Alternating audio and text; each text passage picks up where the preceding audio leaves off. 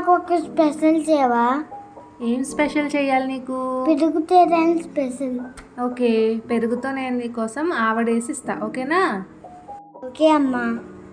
ఇప్పుడు first oil వేసుకుందాం, ఓకేనా? ఆయిల్ వేసుకుని అందులో జీలకర్ర, ఆవాలు, మినపప్పు, శనగపప్పు, పచ్చిమిరపకాయ, అలానే పసుపు, కరివేపాకు, వాము ఇవన్నీ వేసేసుకుని బాగా వేపేసుకోవాలి.